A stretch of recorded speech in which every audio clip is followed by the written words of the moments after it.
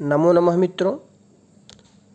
30 अति महत्वपूर्ण परीक्षोपयोगी UP TET के प्रश्नों का प्रैक्टिस सेट लेकर उपस्थित हुआ हूं। मित्रों, यदि आप नए हैं तो चैनल को अवश्य सब्सक्राइब करिएगा। हम बराबर यूपी टेट, टीजीटी, पीजीटी से संबंधित महत्वपूर्ण प्रश्नों की श्रृंखला को लेकर आते रहेंगे और आपके साथ बने रहेंगे।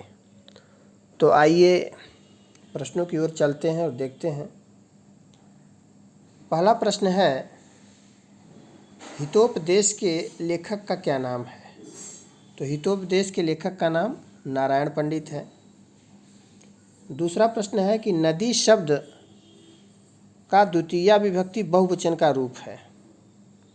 तो नदी का द्वितीया बहुवचन है बराबर पूछा जाता है। तो नदी शब्द जो है पद बनेगा नदी नद्यौ नद्य, नदीम नद्यौ नदीह, तो नदीह बनेगा। रस्सी के लिए संस्कृत में पद है, कौन सा पद है? तो रस्सी के लिए संस्कृत में रज्जु पद है। द्राक्षाफलम से तात्पर्य है, द्राक्षाफलम से क्या तात्पर्य है? द्राक्षाफलम अर्थात अंगूर। युष्मद् शब्द सप्तमी विभक्ति एक वचन का रूप है। तो सप्तमी विभक्ति एक वचन में बनता है त्वयि, त्वयि युवयोः युष्मासु। तो त्वयि जो है पद बनेगा सप्तमी विभक्ति एक वचन युष्मत् शब्द। अनद्यतन भूतकाल को द्योतित करने के लिए किस लकार का प्रयोग होता है? तो लंग लकार का प्रयोग होता है। आगे चलते हैं। सातवां प्रश्न है, दा धातु लट लकार प्रथम पुरुष बहुवचन का रूप है, बराबर पूछा जाता है।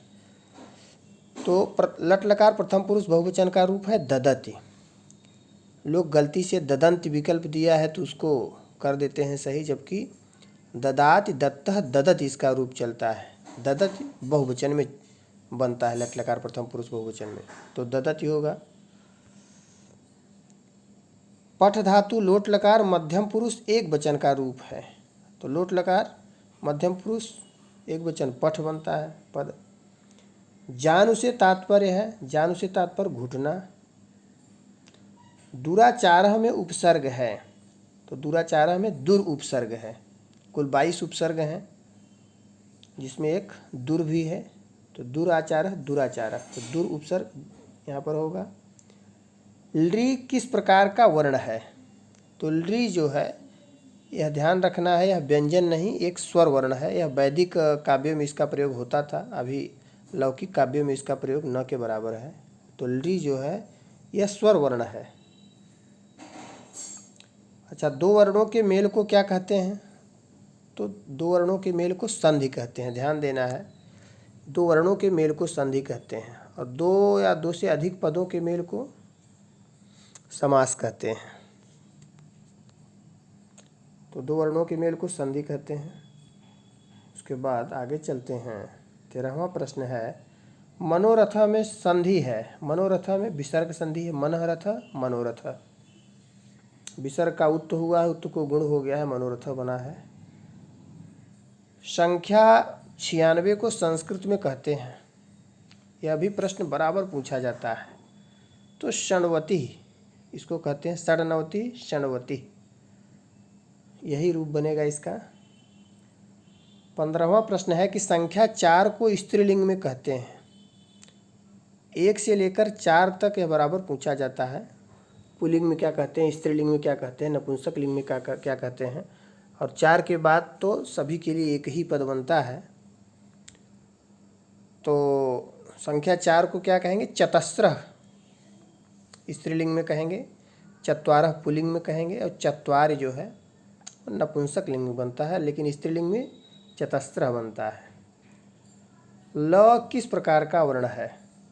वर्णमाला में ल जो है किस प्रकार का वर्ण है? तो यर लवा अंतस्था, यह अंतस्थ वर्ण है, यर ल और व। अयोगवाहों की संख्या कुल कितनी है? अयोगवाहों की संख्या 4 है।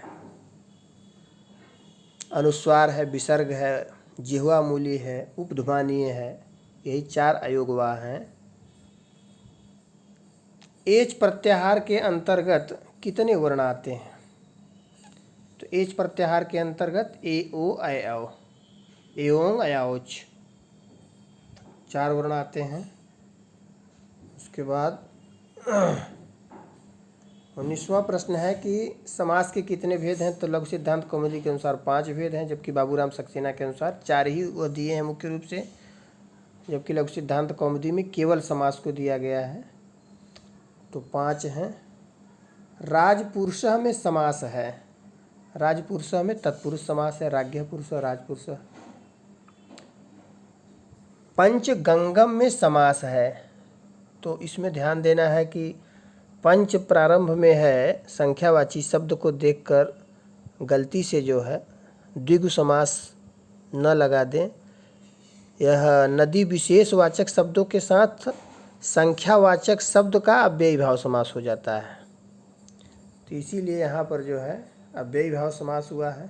पंचगंगम और द्वियमुनम में ध्यान रखना है कि यहाँ अव्ययी भाव समास होता है, बाकी कोई संख्यावाची अगर मिल रहा है तो द्विगु समास होगा। अनुनासिक वर्णों की कुल संख्या कितनी है? अनुनासिक वर्णों की कुल संख्या 5 है, अंग, इय, ड़, न और म। हेरंब से तात्पर्य है, हेरंब से तात्पर्य किस देवता का नाम है? गणेश का नाम है हेरंब। उपकारः का विलोम है, उपकारः का विलोम अपकारः है। आगे बढ़ते हैं। कारक के कितने भेद हैं? तो कारक के कितने भेद हैं? 6 भेद हैं। 26वां प्रश्न है कि त्वया फलम खाद्यते किस प्रकार का वाच्य है? तो यह कर्मवाच्य है, कर्ता में तृतीया विभक्ति, कर्म में प्रथमा और क्रिया कर्म के अनुसार जहाँ पर हो वहाँ कर्मवाच्य होता है, तो यह कर्मवाच्य है। गच्छन में प्रत्यय है, गच्छन में शत्रु प्रत्यय है।